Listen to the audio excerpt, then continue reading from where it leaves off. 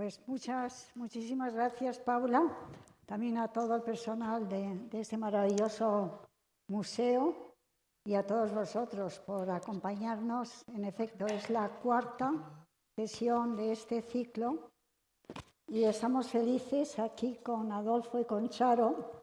Sabéis que Adolfo Autric y Charo Tamayo son grandes abogados, muy distinguidos abogados, mecenas siempre deseando colaborar con la cosa pública, y hablaremos de ello, consiguiéndolo, sí, pero alguna cosita se contará aquí.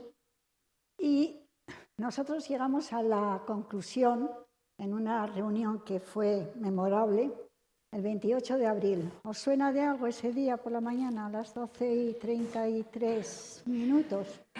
Estábamos con ellos. Estábamos reunidos en la casa museo, maravilloso museo vivo, como se le ha llamado, maravilloso jardín salvaje. Ahí estábamos reunidos los cuatro sin enterarnos de nada. Solamente que quisimos entrar en uno de los almacenes de esa casa maravillosa y no se encendía la luz. Y Charo dice, ¡ay, qué raro! No hay luz. Y no le dimos más importancia, pasamos a otro lugar, ¿no? De los muchísimos que hay, ¿no? Bueno, pues en esa reunión lo que decidimos es que esta sesión, y eso que no estamos dando nombres a las distintas sesiones, pero que esta sesión se iba a llamar Coleccionar para compartir. Y llegamos a esa conclusión todos, después de haberles escuchado, estuvimos allí un rato largo también en la terraza, el jardín poblado de esculturas maravillosas. Fue inolvidable esa mañana. Luego lo malo vino después en la M30. Que tardamos 3 horas y media en llegar a casa. Pero bueno, ahí seguíamos hablando de la charla, oyendo la radio, y este título nos gustó. Entonces, un poco pasamos 3 horas muy agradables. Y verdaderamente la colección de Adolfo y Charo son 3 colecciones. Por un lado, la colección de Charo, que reúne 650 fotografías del grupo AFAL, que donaron al Reina Sofía en el 2015 y que en el 2018 expusieron en una exposición titulada Una aproximación a AFAL, donación Autric Tamayo. La otra gran colección, a la que Adolfo dedica todo su amor y energía, es la colección de diseño industrial español e internacional que va desde el siglo XIX hasta el siglo XXI. Y ya la otra colección es la que siguen construyendo, que es de fotografía de la movida madrileña de los 80, también con incursiones a otras disciplinas como la pintura, la joyería, la moda, el cómic. Adolfo alberga un sueño del que luego hablaremos más tarde, y ambos siguen muy activos con su colección. No podemos hablar de una última incorporación, sino de varias, pero hay una que nos encantó, que es una pintura de María Blanchard, que habían adquirido en Arco y que la vimos en la entrada y nos con fascinó. Varias cosas más, ¿eh? No estaba solamente María. Había muchas más, en efecto, pero esa nos encantó. Recién adquirida, sí. Y entonces, un poco, aterrizando ya en vuestra colección, Adolfo, cuéntanos un poco cómo empezasteis a coleccionar.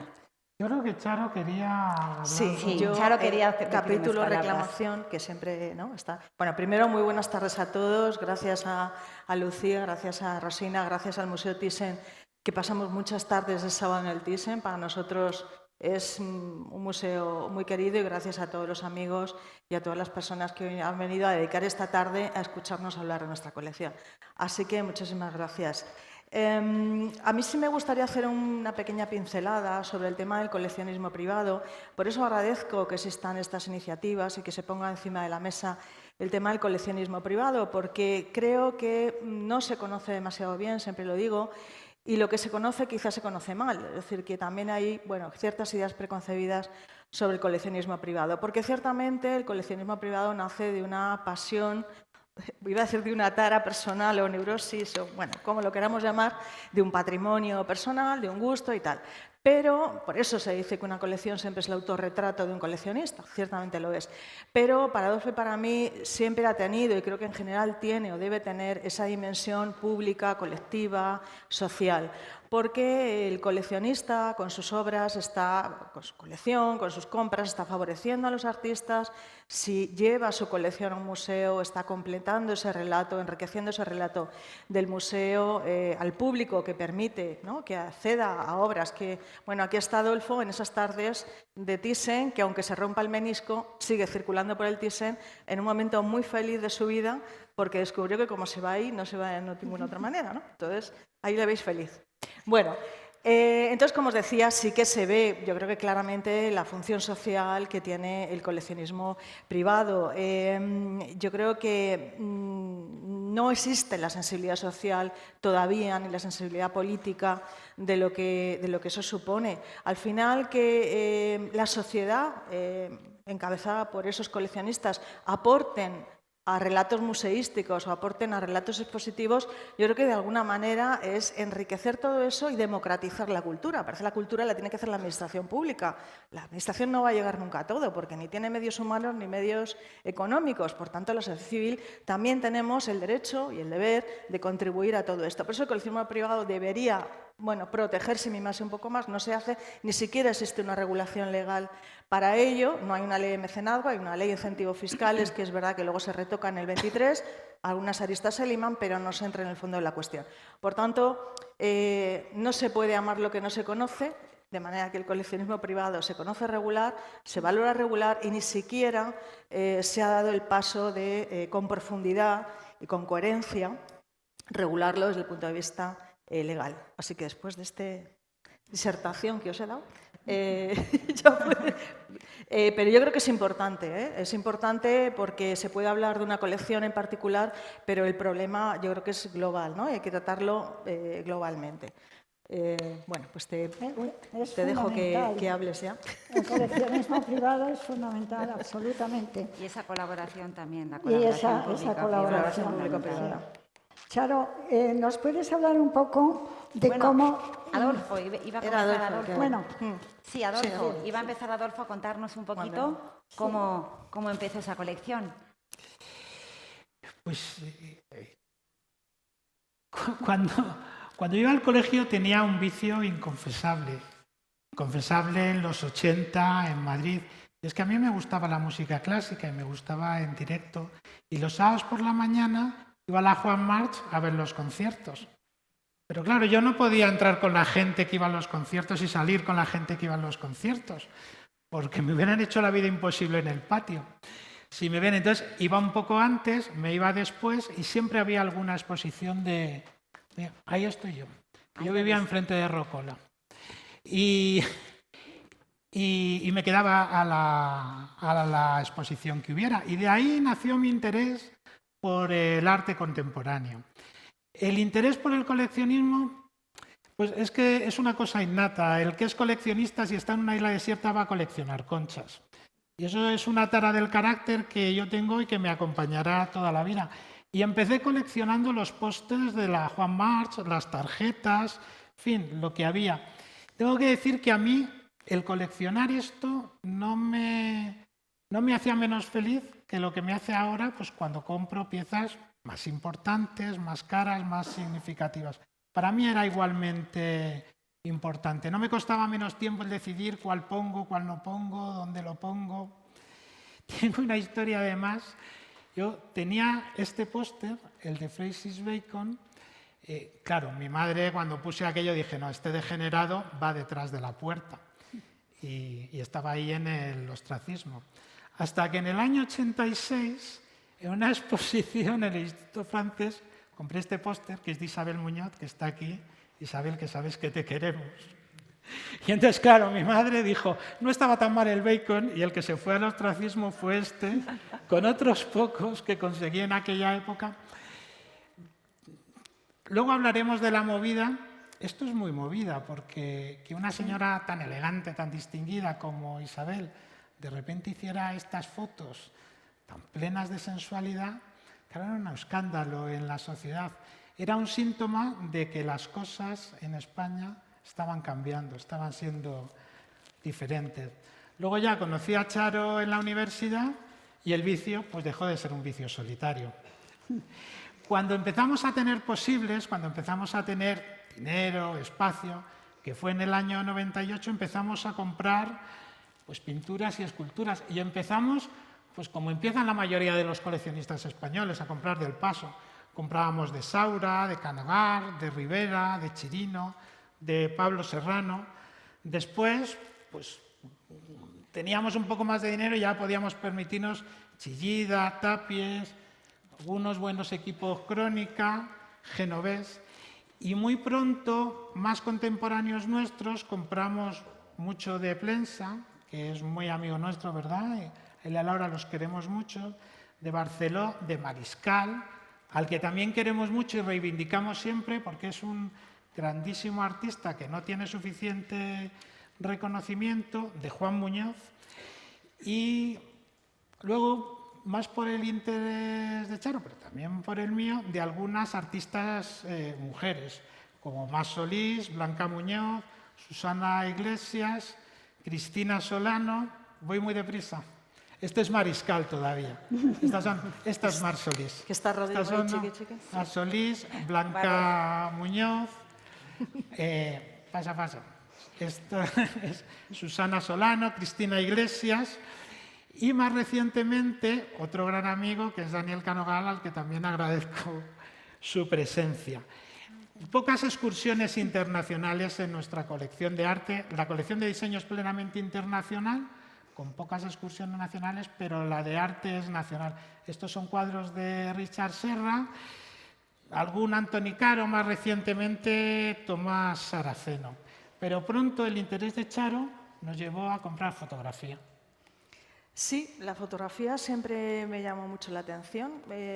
Tampoco sabría explicar muy bien por qué, pero como que te interpela, ¿no? Hay cosas que te interpelan o maneras de expresión que te interpelan más que otras. Y a mí la fotografía siempre me ha gustado, me emociona, me hace pensar. Es verdad que pues, la pintura abstracta o la pintura contemporánea pues, es un poco más, ¿no? compleja de poder en algún Charo, caso. nos tienes que empezar, perdona por interrumpir, pero tenemos aquí nuestro ideario. Sí, dime. Dices que empezaste a comprar AFAL sin saber qué era AFAL. Bueno, pero cuéntanos un poquito sí. qué es el grupo que representó en la fotografía española el grupo AFAL. Sabemos que son de los años 50, 60, con Pérez Siquier, con tantos, pero ¿qué te atrajo de ese grupo? Porque luego has comprado otras fotografías, pero ¿por qué te atrayeron las figuras estas tan poco conocidas en ese momento? Ahora te cuento un poco por seguir la línea, ¿no? que he dejado un poco interrumpida, que efectivamente esa pregunta es básica, ¿no? para entender un poco toda nuestra colección. Decía que me empezó a interesar la fotografía y que decir que Adolfo no tanto, y voy a contar una cosa muy humillante para Adolfo. Me dijo, pero ¿cómo puede valer una fotografía si puedes hacer 1 millón de copias de la fotografía? ¿no? Él en su mentalidad, ya lo ha entendido, lo entiende perfectamente y lo valora perfectamente, me ha costado. pero le costó lo suyo. Bueno, una vez que ya estaba él en esta idea, pues empezamos a comprar fotografía. Básicamente siempre hemos comprado de fotógrafos españoles. Ortiz Echagüe, Centelles, luego pues Isabel, Cristina García Rodero, Cristina Emidel, Miguel Trillo, Ballester, Gervasio, Toni Catani. Y llegamos a estas fotografías, también Publio López Mondéjar, que es muy amigo nuestro, siempre nos ha un poco, siempre escuchas a los que saben, lógicamente, antes de comprar. Y llegamos a los AFALes porque, explicando lo que es AFAL, la Agrupación Fotográfica Almeriense, es una agrupación que publica una revista con ese nombre AFAL en Almería entre el año 56 y 63, y lo revolucionario de AFAL es que revolucionan, valga la redundancia, la fotografía española. Es decir, son un motor de transformación. La fotografía española en una España muy cerrada en ese momento, Es una fotografía pictorialista de salones fotográficos y ellos le dan la vuelta a eso completamente. Empiezan a salir a la calle, a hacer una fotografía documental, humanista, social. La calle, sí. La calle y, bueno, retratan, gracias a eso, la España de la época, pues la migración de los pueblos a la ciudad, la infancia, la prostitución. Es decir, son trocitos de la historia de España que sin ellos pues no hubiéramos tenido. Entonces el Museo Reina Sofía lógicamente entendió que ese relato de Afal tenía que estar en el Museo Reina Sofía. Nosotros teníamos como unas 150 fotografías, habíamos comprado pues las que nos gustaban, las que más o menos salían a la venta, pero este proyecto de Afal, de la donación al Reina Sofía, es muy interesante porque es un proyecto de colaboración. Es decir, está muy bien que un coleccionista le diga a un museo, ¿no? Yo tengo esta colección, te la dono, te la cedo, pero en este caso fuimos de la mano completando esa colección de la manera en que el museo necesitaba. Es decir, que nosotros, bueno, pues comprábamos, porque el Reina Sofía pues, no tenía medios para comprarlo, pero íbamos de la mano y con la inestimable ayuda y comisariado de Laura Terré, sin cuya ayuda no hubiéramos podido hacer esto, que es la hija de Ricard Terré, de uno de los Afales, y que fue fundamental en este proyecto. Entonces, bueno, eran copias de época, este proyecto de colaboración, que como digo, es muy interesante porque es una nueva forma de colaboración público-privada, no es que lo público coja lo privado y esto es lo que me das y me lo quedo, sino que los dos podemos juntos de la mano hacer un proyecto.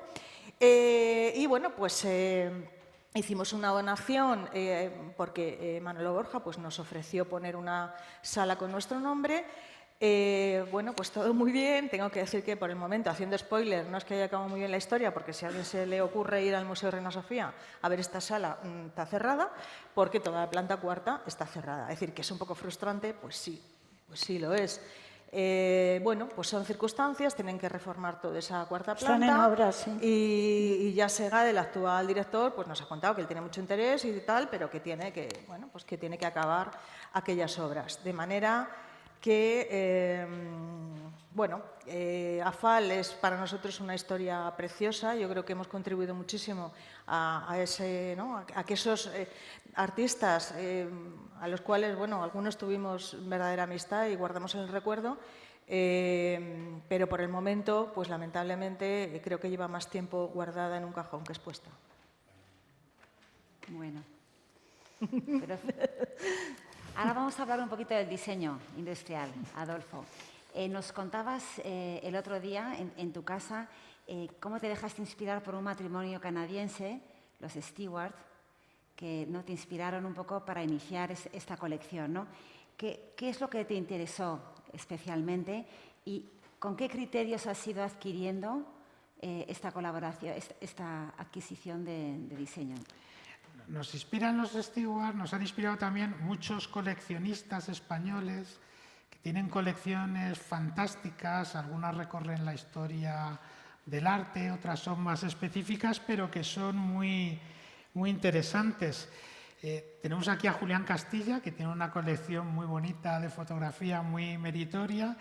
Hay coleccionistas como Pedro Melero y Marcos López, que con pocos recursos coleccionan libros y han hecho una colección, ambos dos, cada uno la suya, muy importantes de libros de arte, y todos los coleccionistas a nosotros nos inspiran. Está también aquí la santa patrona del coleccionismo español, que es Pilar Titoler, a la que agradecemos mucho su presencia. En concreto, los Stewart, estos son un matrimonio de mecenas que restauraron un edificio histórico de Montreal, el Château Dufresne, y querían llenarlo con algo, querían tener una colección. Reunieron un grupo de expertos y les pidieron que le asesoraran sobre qué colección podría ser de interés para Canadá, pero además que pudieran hacer sin ser los barones Thyssen. Es decir, que pudieran hacer gente con posibles, pero no tantos. Y este plantel de expertos internacionales en los 80 les recomendaron diseño industrial. A nosotros nos iluminó mucho eso. Luego, en los viajes, pues ves que en los museos punteros, en el MoMA, en el Pompidou, hay una mezcla entre diseño industrial y el resto de las artes que a nosotros, por lo menos, nos resulta muy interesante porque ayuda a contextualizar muy bien las piezas. Pues ya esto lo unimos que en España no hay colecciones públicas de diseño industrial digno de tal nombre. Hay un museo, el Design Hub de Barcelona, pero está muy centrado en diseño catalán. Y entonces pues nosotros nos echamos encima esta labor, que bueno, pues es una labor de Sísifo, es inabarcable de contenido, incómoda por las dimensiones, por la diversidad, cara de transportar, porque prácticamente todo lo compramos en subastas internacionales. No son piezas caras, hemos tenido ocasión de comprar muy bien, estoy viendo ahora, claro, es que ves cosas que has comprado que son ya irrepetibles, es que prefiero no mirar. Pero bueno, nosotros continuamos con el esfuerzo de reunir la colección, pues con mucho trabajo. ¿Qué piezas son las que persigo? Buscamos piezas de época, no compramos nunca reproducciones, compramos piezas que hayan estado fabricadas en la época y además mejor si han sido usadas, porque el diseño industrial son objetos hechos con máquinas de producción en serie para un uso cotidiano.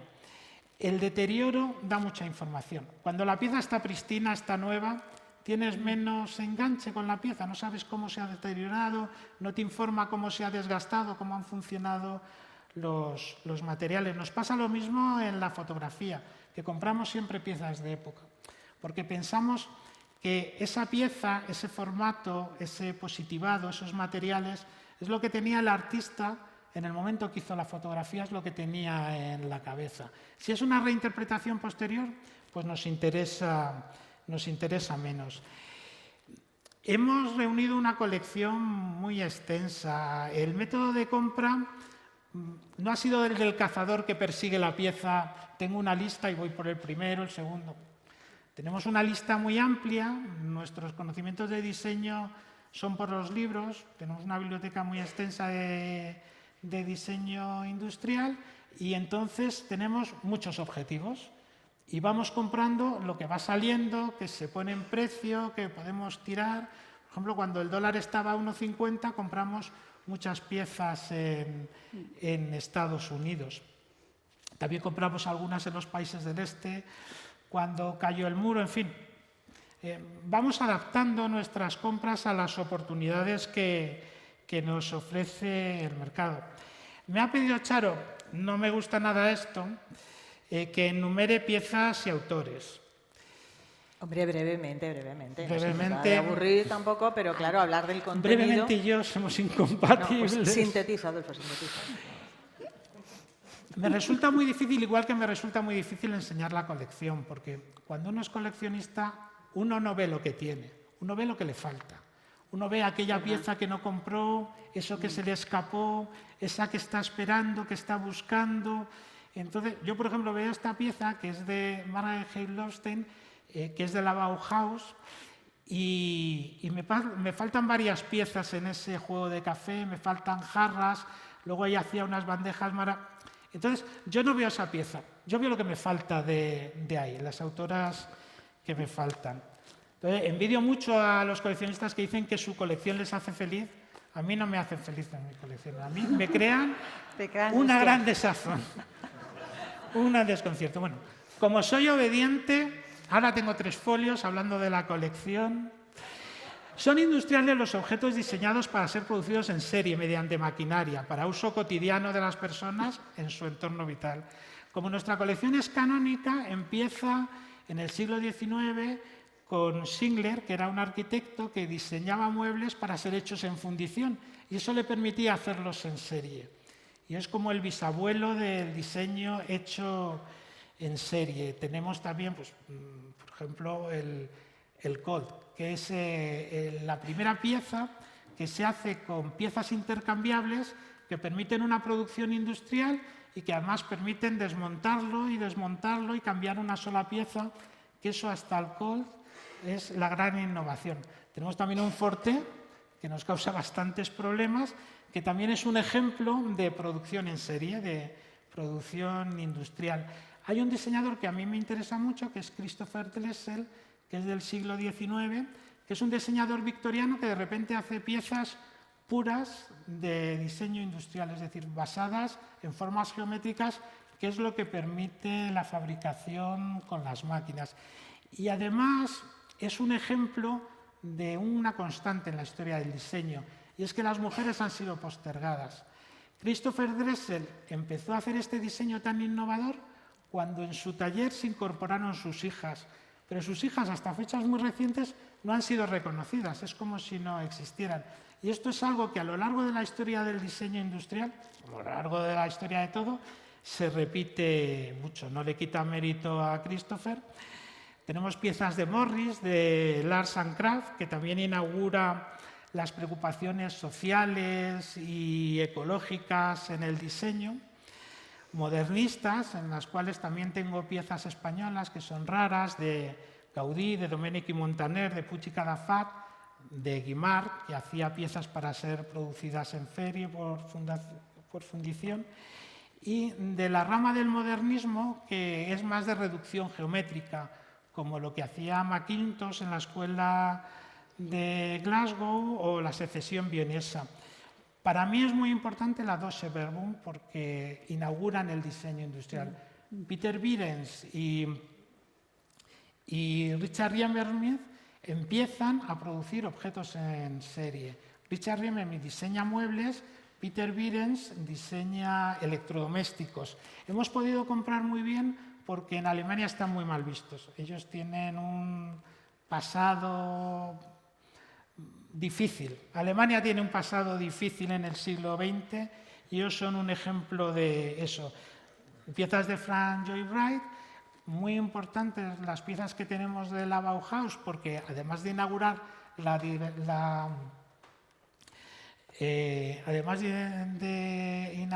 la modernidad en el diseño, incorporan a muchas mujeres, como Marianne Brand, Annie Albert, Lily Reich, Marguerite Friedlander o Grete Heimann. Esta es una pieza de Mackintosh, esta es de la escuela de Glasgow. Sí, está pisada.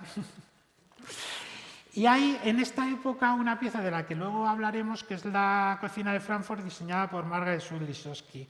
Al mismo tiempo de la Bauhaus, en Estados Unidos, en lo que se fijaban es en aquello que podía promover las ventas. Y entonces tienen un diseño entre el Deco y el Streamline, con Loewe, Tiwi, Guedes y Ken Weaver, que es poco valorado, pero que desde mi punto de vista es muy importante. También hay diseñadores de muebles y de objetos de la vanguardia. En cubismo tenemos el cubismo checo, Eva Seiser, Sonia Delannoy, Pierre Charet, futurismo. Tenemos muchas piezas de Rietveld, que es de Stig, porque a mí me gusta mucho, incluso rusas, constructivistas de Lissinsky o surrealistas. Yo creo que...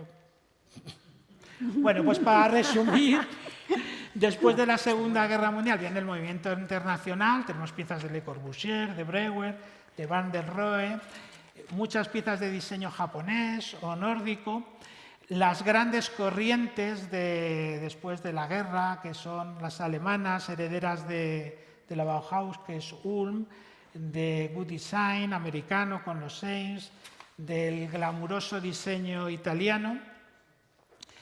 Y es fuerte también nuestra colección en los 70 y los 80, con el postmodernismo, Memphis, el postindustrialismo, el minimal, que tantísimo mal nos ha hecho, el high-tech, los diseñadores estrella, que son los que reinan en los años 90, como Ron Arad, Tom Dixon, Maurer, Philippe Starck, y ya los españoles son los modernistas que he citado, el gran Miquel Milà, que tristemente falleció este año, Andrés Ricard, y los arquitectos como Tusquets, Coderch o Bonet.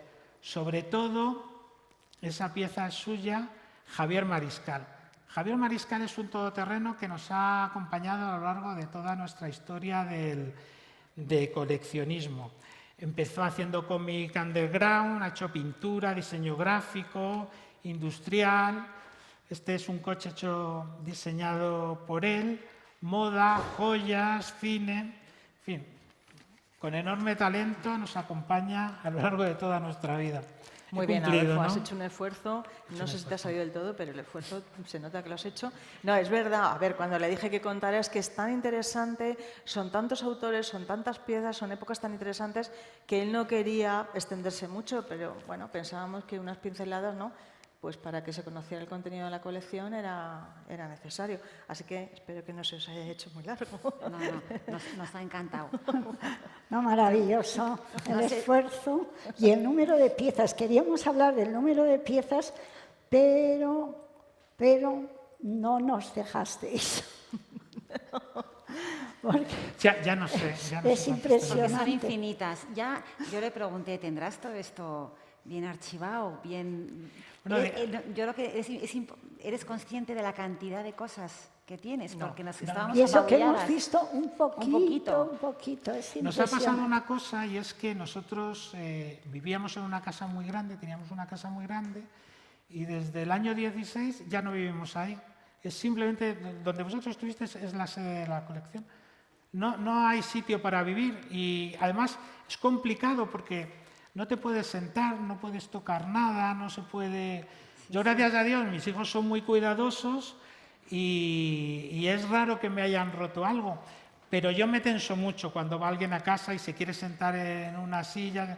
Y entonces en el 16 decidimos que íbamos a vivir en una casa más familiar, más pequeña, más agradable y que eso lo íbamos a reservar para guardar nuestras colecciones, que normalmente son propiedad de las sociedades en las que yo participo, pero bueno, luego lo explicaremos.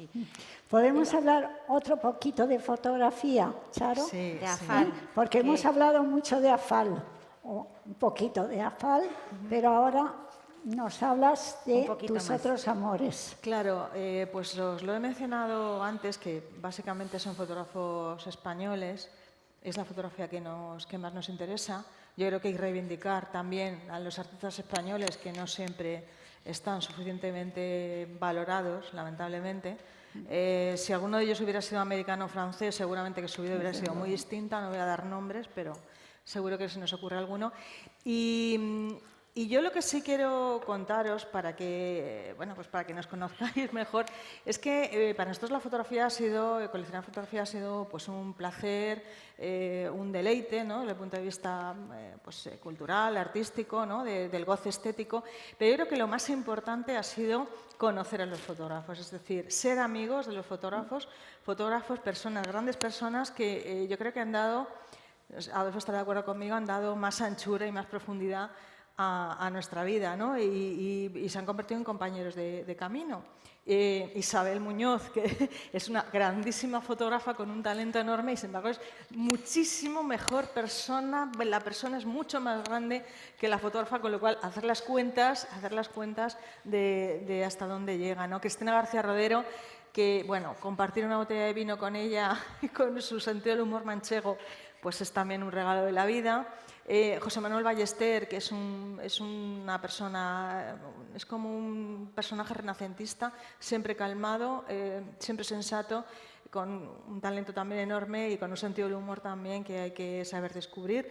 O Miguel Trillo, que es un amigo muy querido también y que pasará a la historia de la fotografía con esas fotografías de las tribus urbanas y esas fotografías de jóvenes a lo largo y ancho del mundo, ¿no?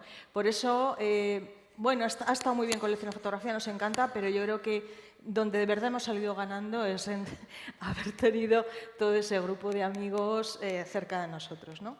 Y básicamente los autores, pues ya te los conté antes, ¿no? Pues habéis visto, ¿no? Pues Cristina de Midel, Chema Madoz, Gervasio, Toni Catani, y bueno, nuestros grandes amores son los Afales, pero claro, también los Afales conocimos algunos, conocimos a Massad, que también, bueno, conocer a Massad fue pues un honor.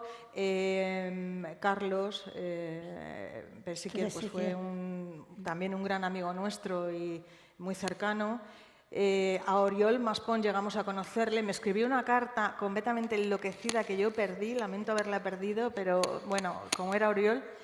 Y bueno, insisto, al final está muy bien coleccionar, pero la vida la vives con las personas, ¿no? Y para nosotros haber conocido a toda esta maravillosa tribu ha sido estupendo. Y lo que has dicho, dar profundidad a vuestra vida. Muy bonito. Sí. Qué bonita forma de vivir, desde luego, rodeada de gente estupenda, ¿no? Es lo mejor que te puede pasar. Yo quiero destacar, hay un artista que nos ha acompañado, aparte de Mariscal y otros muchos, y a la que yo admiro profundamente, que es Mar Solís, que es una escultora que no está suficientemente reivindicada, que triunfará internacionalmente y que tiene ahora una exposición fantástica en Centro y que recomiendo mucho. Que no la podéis perder. Porque Y es muy amiga nuestra también Marisa Flórez, que está inaugurando ahora mismo una gran exposición en el depósito elevado del canal.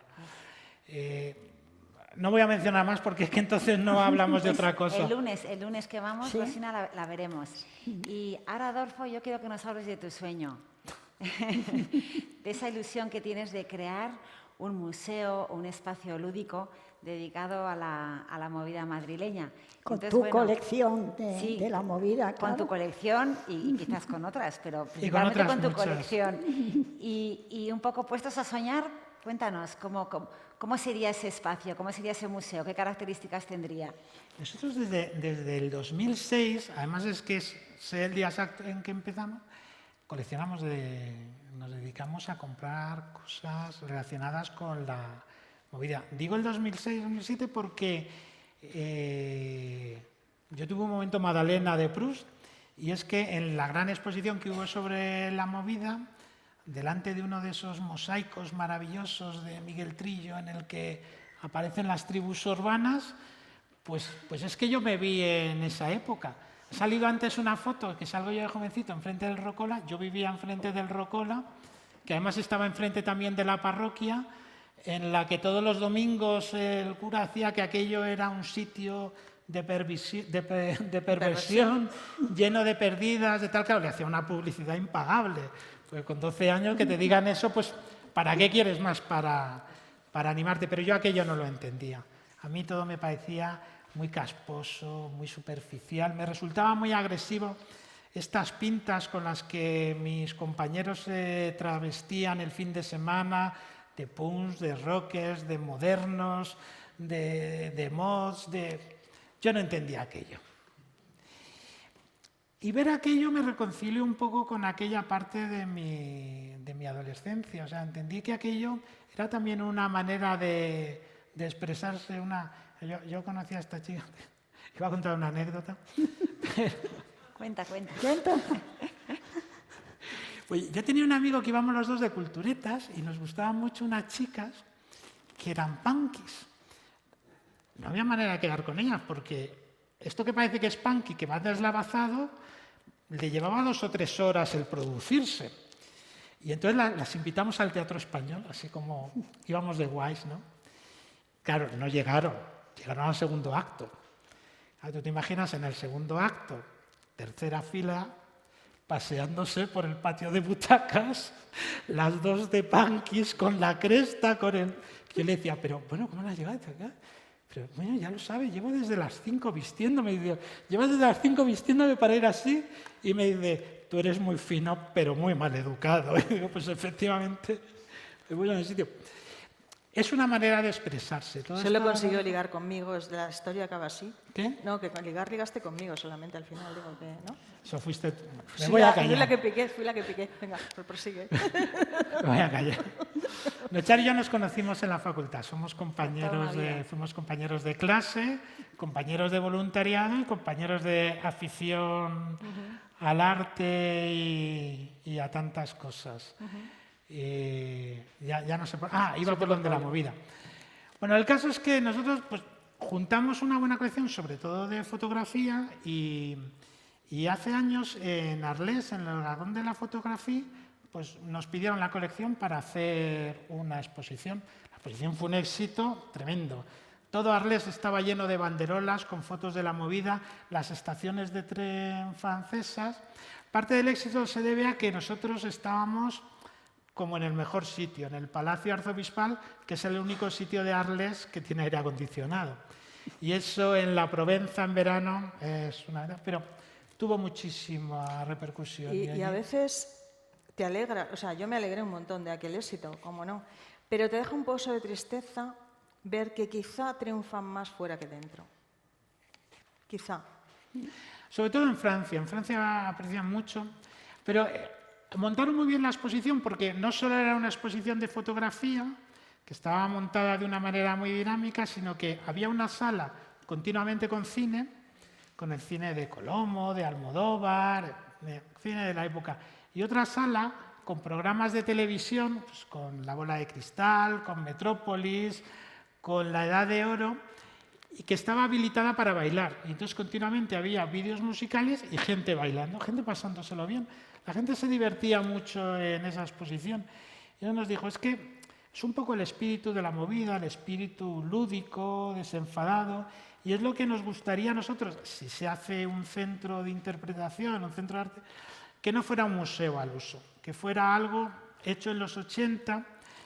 Yo me planteo que hubiera muchas manifestaciones, que no hubiera solo pintura, escultura, un poco de fotografía, que hubiera fanzines, obra gráfica, cómics, joyas, moda, televisión, cine, en fin, que hubiera un poco de todo. Los objetivos es que la gente se divierta, que la gente no salga como un zombi de la exposición, sino que salga con una sonrisa. Que a nuestras jóvenes generaciones vean que con pocos mimbres se pueden hacer grandes cosas, que cuenta más la creatividad, las ganas de trabajar y de atreverse que realmente los materiales más o menos sofisticados, la formación más o menos completa que tengan. Y además que consigamos entre todos que Madrid vuelva a ser lo que era, la ciudad más divertida del mundo. Como es mi fiesta, quiero pararme en agradecer a mucha gente que me ha ayudado a hacer esta colección. A Miguel, a la familia Pérez Mínguez y creo que ha venido a Carmen Echevarría. Luego hablaré de Carmen Echevarría, que me hizo un regalo inapreciable del rótulo de su tienda Berlín que hizo Mariscal, pero bueno, es anticipar, luego hablamos de eso. Ahora tenemos que hablar de la cátedra. Ese mecenazgo colaborativo con la Complutense en relación, es decir, ¿cómo estableces la relación primero con la universidad y cómo pensasteis en el tema arte y diseño? ¿Cómo resolvisteis esa ecuación? Claro. A ver, cuando hablamos de mecenazgo siempre pensamos en el arte, pero el mecenazgo tiene una dimensión social también muy interesante que está en la mano de mucha más gente de la que pensamos, seguramente de todos, ¿no? Algún día esa ley de mecenazgo explicará lo que es el mecenazgo, mientras tanto, pues nada, seguimos esperando. Pero para nosotros, igual que coleccionar para compartir, pues hombre, pues yo creo que la sociedad civil, insisto, pues tiene derechos, también tiene obligaciones, también tenemos que aportar, no se puede dejar todo, ¿no? Siempre lo digo, en manos de papá Estado, porque eso puede ser de otra cosa. ¿Y qué nos interesó? Bueno, pues la iniciativa y el apoyo que tuvimos con el que era entonces rector de la Universidad Complutense, Carlos Andradas, y con Elena Blanch, que era la decana de la Facultad de Bellas Artes de la Complutense. La Complutense para nosotros, siempre lo cuento, tiene pues ese punto sentimental, forma parte de nuestra historia, puesto que nos conocimos en la Facultad de Derecho de la Universidad Complutense. Y lo que pretendíamos es que, a ver, cualquier joven cuando acaba sus estudios tiene seguramente problemas, dificultades, no es fácil acceder al mundo profesional, ¿no? A una actividad profesional. Y se puede imaginar también, podéis imaginar lo que es un estudiante que ha acabado Bellas Artes, ¿no? Para ponerse a buscar trabajo. Entonces pensamos esta cátedra con la idea básicamente de ayudarles a abrir esas ventanas profesionales, de manera que había charlas de personas como Mariscal, como Carlos Urro, como Manolo Borja, fotógrafas, pues también Isabel, Luca, bueno, fueron Emilio Lledó, personas que les hablaran de lo que, bueno, pues de su experiencia como artistas y de cómo también podían abrir esas puertas profesionales. Las becas Fulbright, que también eran muy interesantes, pues porque no tenían ni idea y era un camino que podían transitar para llegar a un trabajo también. Había visitas guiadas a exposiciones con artistas, dábamos unos premios al trabajo de final de grado, entre los que habían sacado 8, 9, 10, nos los ponían ahí y elegíamos pues el premio en diseño, el premio en Bellas Artes y el premio en conservación y restauración. Para nosotros fue una experiencia estupenda, duró solo 3 años, del 17 al 19, se la llevó por delante la pandemia, como tantas otras cosas, pero creo que bueno, pues es un ejemplo de cómo se puede, ¿no?, ayudar a los demás, cada uno en la medida en que la vida le permite. Y bueno, pues acercamos a grandes artistas a esos estudiantes que lo agradecían mucho, llenaban las aulas cuando hablaba alguien, y luego, bueno, pues los premios que tenían pues un importe en metálico, no muy grande, pero bueno, pues también les ayudaban, y hay que decir que todos los ponentes fueron muy generosos porque casi nadie cobró cuando iban a dar aquellas charlas, ¿no? Así que fue una experiencia estupenda. Que acabó, pero espero que haya ayudado a unos cuantos, ¿no? A nosotros luego nos ilusionó mucho tratar con los estudiantes y con la savia joven, ¿no? Chicos muy ilusionados, porque hay que estar muy ilusionado, ¿no?, para estudiar Bellas Artes y pensar que vas a pagar la hipoteca, ¿no?, después. Pero que la colaboración privada con la universidad, tanto claro, es que esa colaboración de la empresa como es importantísima. Pero fíjate que yo creo que todo el mundo tiene claro, ¿no?, en la administración, que esa colaboración es buena, pero no termina de engrasar. No sé por qué. Por no eso termina te de preguntaba, funcionar. sí. Nos interesa saber cómo lo conseguisteis y por qué, en el fondo, después de 2 años, pues se acabó. 3 años. 3 años, sí. 3 años. No, la universidad nos puso Todas las facilidades del mundo. todas las facilidades. Carlos Andradas, el rector, y Del 17 al 19 fue, ¿no? Sí. Del 17 al 19. Sí. Tiene 3 cursos. Y bueno, pues luego llegó la pandemia. Pero bueno, en esa línea de mecenazgo, también social, pues tenemos otra cátedra en la Universidad de Comillas, dirigida por nuestra querida Salomé Adler, y todo su equipo, que es una cátedra que se llama Cuidar y que tiene como objetivo, bueno, pues poner encima de la mesa las mejores prácticas, la investigación, crear una cultura del cuidado de menores en situación de vulnerabilidad, fundamentalmente menores tutelados por la Administración, y realizar una divulgación a la sociedad de que esos menores también son responsabilidad de todos y no solamente de la Administración de turno. Es decir, que puede ser un poco monotemática, pero esto es un tema que de verdad que deberíamos reflexionar, porque son los grandes invisibles de la sociedad, estos chavales. Y bueno, pues con esta cátedra queremos, pues eso, poner encima de la mesa y hacer un toc-toc a la sociedad y decirle, están aquí y qué podemos hacer por ellos, ¿no? Entonces, bueno, pues esto me recuerda a una poesía que leí el otro día. Soy un poco cursi, eso siempre me lo dice mi familia, me vais a disculpar. Una poesía de Emerson, que es un poeta norteamericano, que se dice que es el éxito, ¿no? Se titula que es el éxito. Bueno, pues el éxito, ya habremos llegado todos a cierta edad a la conclusión de que no es el profesional, ni el económico, ni el social, es otra cosa seguramente muy diferente. Y este filósofo también, este poeta, acaba esa poesía diciendo que el éxito es saber que por lo menos una vida respiró mejor por haber vivido tú. Ay, os lo dejo reflexionando. Bueno, ya os he dejado ahí planchados. Nos has dejado. Pero bueno, enhorabuena, Charo. A mí me dejáis... Bueno, yo creo que son cosas que sabemos todos, ¿no? Tampoco... otra cosa es practicarlas, ¿no? Pero todo el mundo puede ayudar, ¿eh? Desde luego, con estés cosas en muy pequeñas. la edad que tengas, el momento vital que tengas, dónde te pilla la vida en ese momento, pues hombre... estamos aquí para algo más, yo creo, ¿no? Que para... Totalmente, para devolver, ¿no? Mirarnos el ombligo, ayudar, ¿no? Que es lo desde luego que sí. Y también, Charo y Adolfo, habéis también hecho otros proyectos de mecenazgo con distintas instituciones, ¿no? Contarnos un poquito con qué instituciones y en qué han consistido, ¿no?, esos proyectos.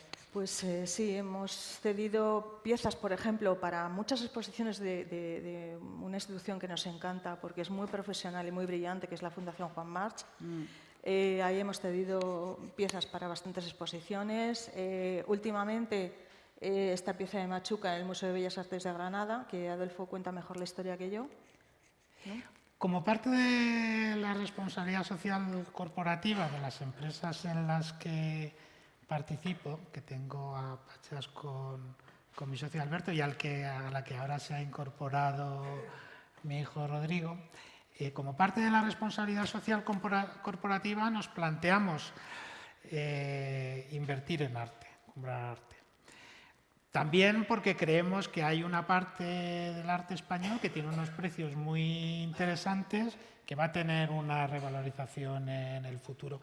Pero algunas las compramos pensando ya dónde van a ir. Por ejemplo, compramos una Magdalena Penitente de Gregorio Fernández para el Museo de Lugo, que nosotros veraneamos muchas veces allí, y de donde es nuestra amiga Marta, y la hemos depositado allí en su honor, porque él es lucense, Gregorio Fernández, del gran imaginero barroco, es lucense, y en toda Galicia no hay una pieza suya. Compramos un cuadro de Pedro Machuca, que es una Virgen con el Niño, para Granada, que también vamos allí a esquiar, no hay más que verme, porque el Bellas Artes de Granada está en un edificio diseñado por Pedro Machuca, el Palacio de Carlos V en la Alhambra, y tampoco tenían ninguna pieza de él. Ahora en el Museo del Prado queremos hacer la donación de un cuadro del máximo representante del gótico internacional, que se llama Luis Borrassá, que ya está colgado en el museo, que podéis ir a ver, que es una nao naufragando. Es una cosa rara para el siglo XV. Es una preciosidad. Es este. También vamos mucho a Barcelona, que a Charo y a mí nos gusta mucho, y compramos una pieza de Pedro Gargallo, el noi de la Barceloneta, el chaval de la Barceloneta, que queremos que esté allí en ese barrio con el que nos sentimos, ¿verdad?, especialmente vinculado. Y otros más. También estamos comprando primeras ediciones de Goya para el Bicentenario, otros proyectos con los que no podemos hablar. Es interesante lo que ha comentado antes, que los artistas son muy generosos. Nosotros teníamos un proyecto con Amnistía Internacional, donde nos llevó nuestra amiga Graciela Amo, Graciela, que creo que está por aquí también.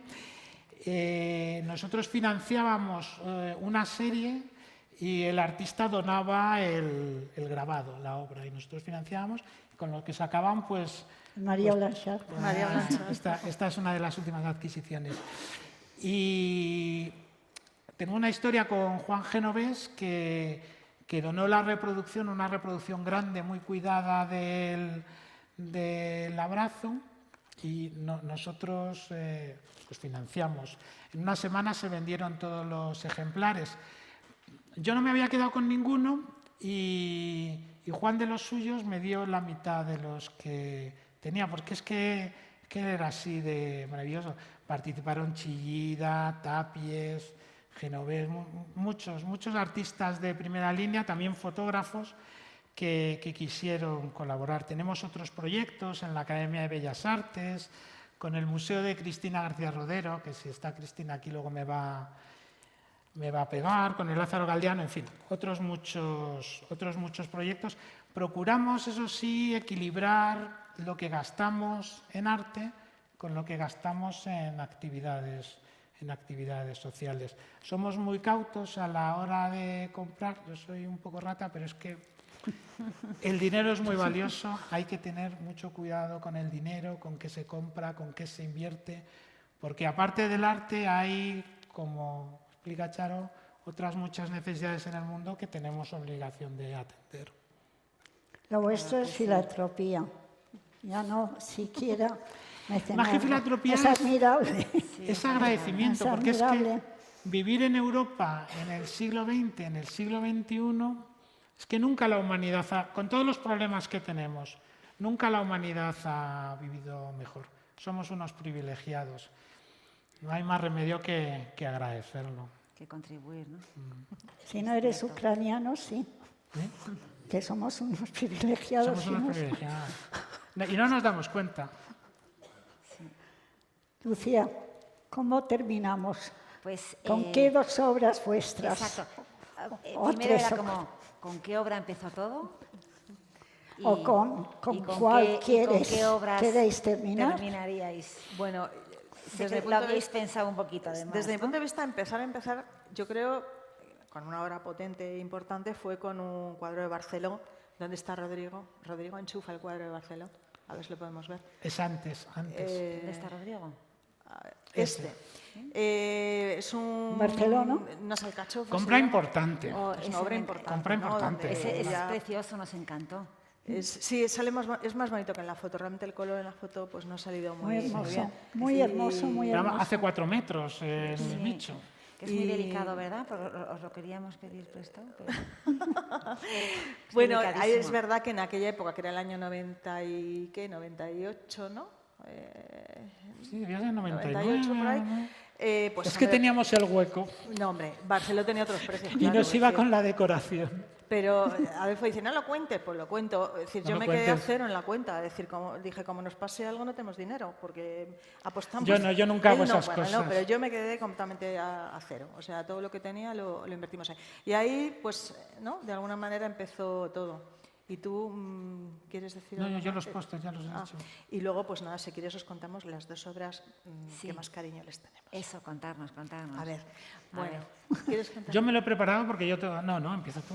Ah, bueno. Pues son 2 obras que, bueno, son retratos de mis hijos. ¿Qué le vamos a hacer, no? La Pasión de Madre. Es una escultura de Plensa, que es el retrato de Cristina, nuestra hija mayor. Es verdad que no se ve muy bien la foto, pero bueno, es una especie de Julia, ¿no? De las que están en Colón, esas mujeres que cierran los ojos y que emergen como de la tierra, no se sabe pensando o qué. Y la tenemos en casa pues con muchísimo cariño, porque además ahora que ya no vive con nosotros nuestra hija, que vive independizada, pues bueno, es alguna manera de Hace ya es de una 18 años. Ella tenía 12 años. Sí. Y se quejó de que esa papada no era la suya. Le dije, es la papada de la familia. Bueno, tenemos la anécdota que ya que nos estamos avergonzando, vamos a avergonzarnos todos. Cuando venían sus amigos a casa había que ponerle una manta por encima, porque no soportaba... Pero ya ha entendido el valor del regalazo que le hizo su padre con Bueno, regalazo no, ¿eh? Regalazo no. Bueno, que la pieza mía me la arrancarán de mis manos muertas y les costará trabajo. Madre mía. Esto es lo que hablamos en casa normalmente. Esto no sé si es una charla sobre coleccionistas o vamos a hablar de nuestras cosas, pero bueno. Yo como estoy empastillado. ¿No? Yo creo que más bien sí. Y luego hay un retrato de Rodrigo que le hizo que Pagarraza a carboncillo. Bueno, que es una preciosidad también, es muy grande. Rodrigo lleva una sudadera de Adidas, que le pintó la marca de Adidas y Rodrigo dijo, ¿me quitas la marca, por favor? Tuvo que quitarle la marca. Bueno, después de quejarse, porque vamos... Pero, a Kepa no le hizo pues, ninguna gracia, pero... Es un retrato, bueno, pero pues está muy muy bonito. feo ahí el retrato. No, es muy guapo nuestro niño, Es es muy estupendo. guapo. Yo le veo muy guapo. Y luego hay una fotografía que me negué a que fuera el Reina Sofía, hay que decir que tuve esa pequeña mezquindad, no la donamos, una fotografía No, de... cada uno nos reservamos 2 fotos. de Miserats, que no es una gran fotografía, pero me parece que ese niño mirando al globo con esa ternura y con esa ilusión, pues bueno, habla mucho de lo que era FAL, de lo que era la fotografía en la calle y lo que es fotografiar en general, ¿no? Que es poner, posar la mirada y disparar la cámara con el corazón, ¿no? Al final. Me parece preciosa la foto y me encanta. Y bueno, ¿y tú qué? Pues yo me había preparado lo de... y no lo encuentro. Yo he elegido 2. Una es la cocina de Frankfurt, esto.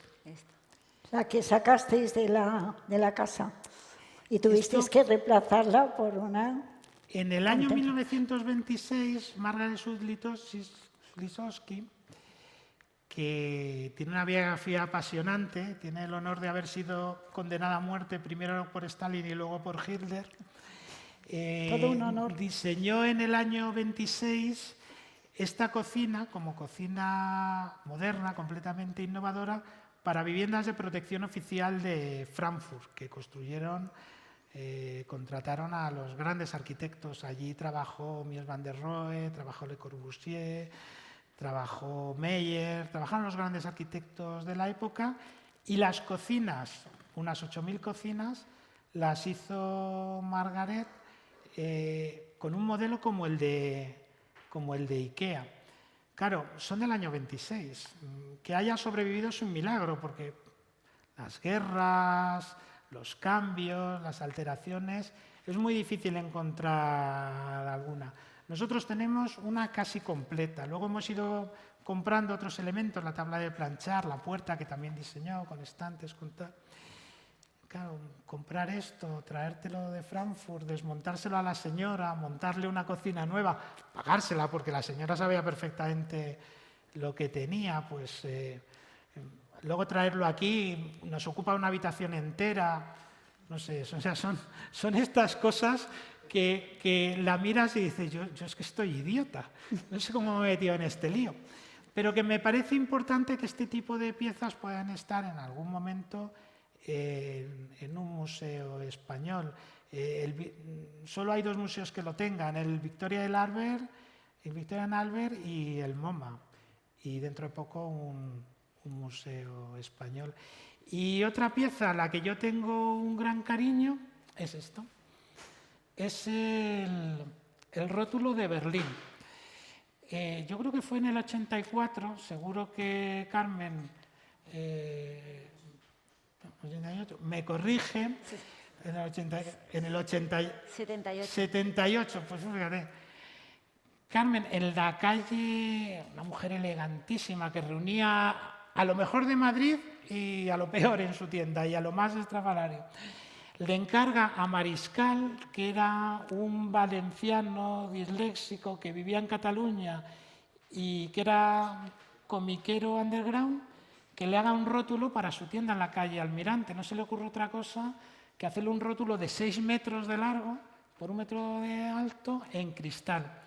Esto dice mucho de la movida, o sea, esto de atreverse, de tener Berlín moderno como un horizonte utópico. Hizo también las bolsas, las tienes por ahí.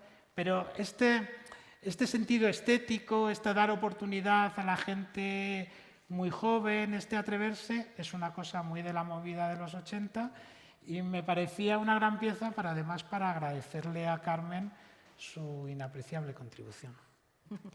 Pues muchas gracias a ambos. Sí. Ha sido maravilloso escucharos, inspirational, como diría, porque lo que me sorprende es que os resistíais a venir aquí a presentar una parte de vuestra colección. Os resistíais muchísimo. Porque el resto de los ponentes son de muy alto nivel y a mí me parecía que no, también. Y me sigue pareciendo que no estamos no jugamos en la misma liga. Y una colección a Te confundes. Me da la sensación de que os compenetráis bien, ¿no? Charo empieza con la pasión, pero luego llega Adolfo y la corta con lo económico. ¿No? Reflexiona. Es que es una combinación, ¿no? Yo creo que siempre que coleccionas, es decir, hay una parte irracional en el coleccionismo y quien lo niegue miente. O sea, esa pulsión, ¿no? Dicen que el coleccionista suma las obras de genios ajenos y crea un néctar que solamente es suyo, ¿no? Entonces, eso es una cosa mental, un trastorno no diagnosticado, como lo que incluso el propio Freud lo tenía. Es decir, que dicen que leía más libros de coleccionismo que de psiquiatría, ¿no? Su pasión. Entonces, hay algo que es una pulsión, que es una pasión, que es una emoción. Pero es verdad que, pues el dinero, pues como decía Adolfo, hay que pensar muy bien dónde lo colocas y cómo lo colocas, ¿no? Entonces, yo creo que es una combinación. ¿Alguien empieza a coleccionar? Pues, hombre, yo creo que coleccionar tiene que ser algo de lo que te guste, ¿no? Que te llame, que te haga feliz. Pero claro, cuando ya vas subiendo en la escala, las decisiones económicas, evidentemente hay que meditarlas. Y luego es verdad que si quieres hacer una colección que tenga un hilo conductor, que es lo que tiene que tener una colección, porque si no, perdonadme la expresión, puede ser un frito variado, ¿no? Que no sabes muy bien qué es aquello, pues hombre, a veces tienes que comprar cosas que no son exactamente las que tú te comprarías, pero sabes que te completa la colección o esa laguna que tiene, ¿no? Que yo creo que Adolfo también lo practica. A mí me pasa, es decir, no compro una obra de arte que no me gusta, pero en cambio para mi colección compro muchas cosas que no me gustan. No me gusta, pero me parece que lo necesito, que me completa, que te complementa, claro. Seguro que hay preguntas, ¿no? Del público. Aquí hay, mira, Daniel. Bueno, yo quería hacer un comentario que tiene que ver con el conocimiento. He tenido yo la fortuna de pasear por las calles de Madrid a veces con Charo y con Adolfo Recuerdo pasear con Adolfo después de una exposición y donde iba apuntando y viendo una lámpara de un restaurante, una motocicleta aparcada vintage, y sabía la fecha, el autor, la historia, muy importante la historia que hay detrás, la cantidad de conocimiento que manejáis los dos. Y Charo, el conocimiento del grupo AFAL como algo que fácilmente se podría haber perdido con el tiempo y que ahora está recopilado en un centro de arte, ¿no? En el museo. Quizás mi comentario tiene que ver con esta especie de memoria material, de cultura artística, que tendemos a pensar que lo tienen los directores de museos, los curators, los historiadores del arte, pero creo que es importante recalcar cómo los coleccionistas también tenéis mucho conocimiento y que a veces sois también los que sois capaces de tener los recursos para conservarlo para el futuro.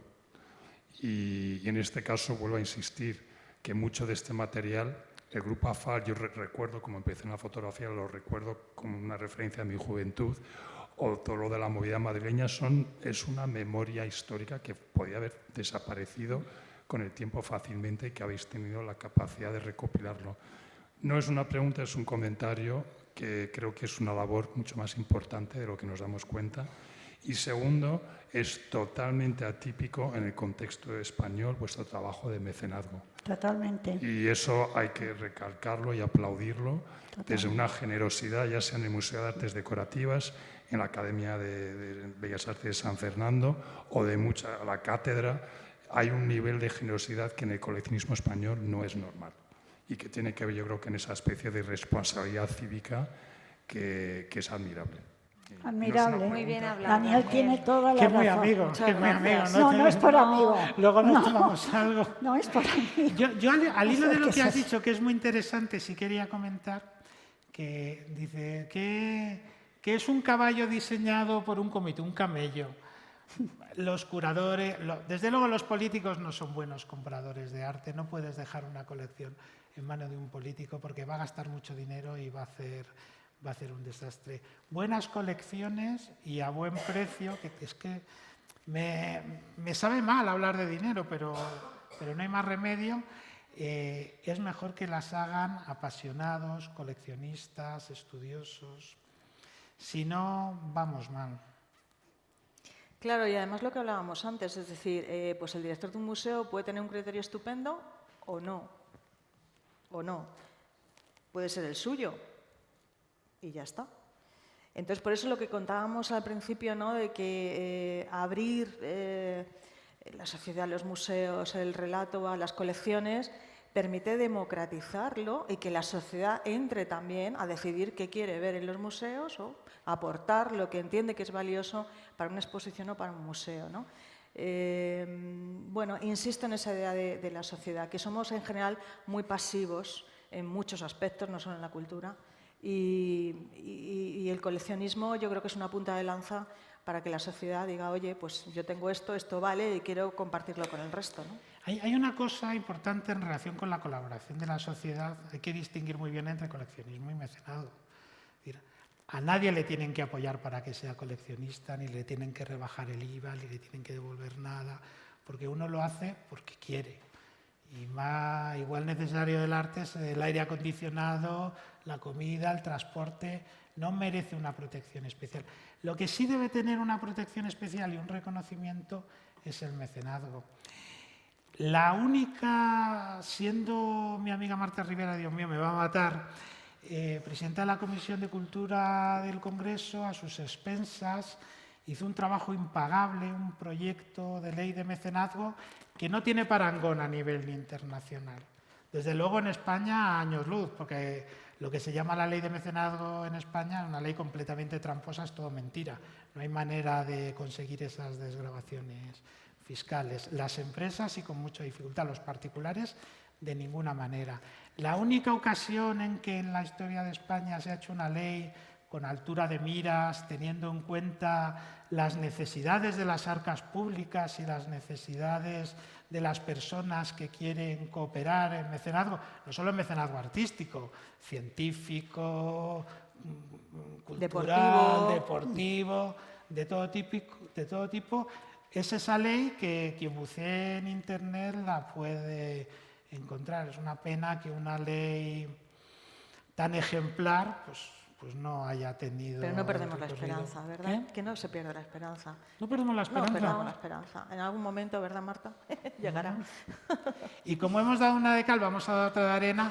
Marta, a ver cuándo arregláis la acera del Thyssen, que es una vergüenza. Pobre Marta, como ahora está. hablar de la acera. La más transitada de Madrid, ¿verdad? Y es que esto, es que parece que estamos en Nueva York. Una acera completamente destrozada, estrecha. Bueno, no es el apartado de ruegos y preguntas hacia el público, o sea, es el público hacia nosotros. Así que... No sé Yo si- puedo seguir preguntando. Pero Daniel Canogar hablaba de algo que a mí también nos parece importantísimo, que es el conocimiento en profundidad de aquella época o épocas, de aquel medio, aquel soporte, aquellos artistas por los que los coleccionistas con un proyecto serio, es decir, hay una información tan extraordinaria porque seguís de cerca, es vuestra pasión. Y eso es lo que creo, ¿no, Daniel? Que decías en el sentido que ese conocimiento se desperdicia, no se conoce tanto. No sé. Para mí es imprescindible. Fíjate, nosotros se une, Charo es una natural, tiene ojo. Esta jarra, fuimos a un mercadillo. Cristina tenía 12 años, Gadea, nuestra hija, tenía 12 años. Fuimos a un mercadillo, no sé dónde fue, en Ámsterdam, no sé dónde. Y como me acompañó, le dijo, cómprate lo que quieras. Compré esta jarra. Yo no la conocía. Es una pieza muy importante de diseño industrial. Pues nos costó a lo mejor el equivalente a 300 pesetas. Y es una pieza muy importante. Y le pasa a Gadeita como a su madre, que tienen ojo, que tienen intuición. Yo no lo tengo, pero soy muy empollón. Yo me esfuerzo. ¿Ves? Pero tú eres muy estudioso y eso también es muy importante. ¿Alguna pregunta Os más? complementáis de maravilla. Y luego, si Hola, pasas el... Es que tengo 2 hijos. Pasa, Rodrigo. Arriba. Esta es una radio, una Sparton, muy delicada. Estábamos en Nueva York, ya nos volvíamos, la habíamos visto en el MoMA. Era de estas piezas que a mí me obsesionaban. Preciosa. Y de camino al aeropuerto, me la encuentro en una tienda. Pare al taxista. Bajamos, que me la compro. La radio, que me la compro, que me la llevo, porque es de estas ocasiones que pasan una vez en la vida. La tara. Rodrigo también 12 años tenía entonces, Justin Bieber, ¿verdad? Sí, va con el pelito. Claro, el señor me dice, yo a España no se la mando, yo no la transporto la pieza porque es una pieza muy delicada. No, pues yo me la llevo. Me dice Rodrigo, que te la preparen que yo me encargo. Así, ni caso. Así. ¿Te vas a encargar? Que no. Que te la preparen que yo me encargo. Nos la envuelven, llegamos al mostrador de Iberia, menos mal que era Iberia. La señorita, esto no pasa como equipaje de mano, esto no pasa. La convenció. No va a pasar por el de... Efectivamente, llegamos al detector, los vigilantes, y él que parecía Cristo entre los doctores, allí discutiendo, oye, consiguió que se la metieran. Un vigilante por un lado y otro por el lado por el escáner, y metieron la pieza que, claro, nos dijeron, esto puede ser una bomba, esto tiene partes. Bueno, pues el otro, que hablaba muy bien inglés, mejor que nosotros, lo convenció. Y luego iba en el avión como los niños que van con un peluche, pues con la radio así cogidita. O sea, que la tara la han heredado, eso de lo que La tara- resumen no, de, o sea, que es que de la hay anécdota. gente que estudia, hay gente que tiene ese don de ver las cosas y hay otra gente que tiene la decisión y las narices de decir, La roja. pues la compro, la transporto, la llevo, o sea, que pasa todas las dificultades. Un trabajo en Y equipo. Sí. nos llena de alegría que nuestros hijos puedan en un futuro continuar. Lo arrancarán de mis manos muertas, ya lo he dicho, pero que nos da Que mucha continuarán. satisfacción. Enorme Eso es muy bonito, alegría. Adolfo. Había una pregunta ahí, sí. Hola, buenas tardes. Soy Germán Jiménez, soy periodista. No tengo el placer de conoceros personalmente, pero lógicamente sí, seguir vuestra trayectoria impresionante. Y viendo todo lo que tenéis, que obviamente es una colección increíble, me sorprendía especialmente lo que tenéis sobre la movida, ¿no? Y esto me hacía pensar un poco en algo que decía el autor americano James Baldwin, algo así, decía como que los artistas vienen para alterar la paz, ¿no? Viendo lo que teníais de la movida, pensaba, aquello a día de hoy es prácticamente imposible, ¿no? Pensar en las obras de Almodóvar del inicio o la transgresión que hacían muchos de esos artistas en ese momento. Y eso me hace pensar también que quizá hemos retrocedido en libertades y sobre todo en la capacidad de expresión de muchos artistas que en un momento determinado pudieron contradecir el status quo y que ahora quizá por el políticamente correcto o por otra serie de cosas, como pueden ser los dictados del mercado del arte, no podrían desarrollarlo. ¿Qué opináis al respecto siendo coleccionistas? Que no podía estar más de acuerdo contigo. Nos ha tarado lo políticamente correcto. Cenamos con nuestros hijos, ¿verdad? Y están continuamente... Esta noche cuando llegamos a casa nos van a dar... corrigiéndonos. Que no digas negrito, que no digas no sé qué, que esto no sé tal, que... Es que ahora somos unos ofendiditos, nos ofendemos por todo. Los que vivimos los 80, la eclosión... Porque los 80 no se trataba de luchar por la libertad, ya se trataba de vivir la libertad, sí, de ser libre, nos diferenciaba eso. Los que tanto habían luchado por la libertad, pues seguían con esa represión mental, pero la gente de la movida como que ejercía esa libertad. Y ahora, lo que tú dices, lo políticamente correcto... nos está castrando. Nosotros, ¿verdad? Lo vivimos. Sí, creo que las cosas son más naturales. Es verdad que siguen habiendo gente con mucho talento. Otra cosa es que salga adelante y lo pueda demostrar, porque artistas con talento de 25 años debe haber un montón en España, seguro. Es verdad que la movida es un fenómeno cultural que hay que entender en ese contexto histórico, ¿no? Es decir, una España que se abre políticamente, se abre al exterior, es esa eclosión que no es el momento histórico actual, ¿no? Ahora la gente joven, pues hay que decir que se lo han dado todo mucho más, ¿no? Preparadito. Entonces, no sé yo si lo tienen más fácil ahora o más difícil. Bueno, hay cosas que siempre serán difíciles para un joven, siempre, viva donde vive, tenga... pero es verdad que la movida fue una cosa muy producto, muy cosecha de ese momento, ¿no? Sí. Pero claro, talento hay siempre, en cualquier momento de la humanidad y de la historia de la humanidad ha habido gente muy talentosa y la hay y la seguirá habiendo. Serán otras formas de expresión seguramente, ¿no? Ahora tenemos la inteligencia artificial, que ya no sabemos quién va a hacer las fotos en las pinturas y si nos van a hacer la compra y todas estas cosas que a mí me dan miedo, la verdad, me dan miedo. Pero bueno, pues eso, cada momento tiene su afán, ¿no? Lo que sí fue la movida muy original, eso sí que es verdad. Tu museo está justificado. ¿El museo o lo que sea? O lo que sea. Ese espacio. Que a ti te encanta. Lo que sea. Bueno, además, llegamos ya al 50 aniversario, ¿eh? Ya estamos ahí en un 50 aniversario. Hay que celebrarlo, sí, un momento fantástico.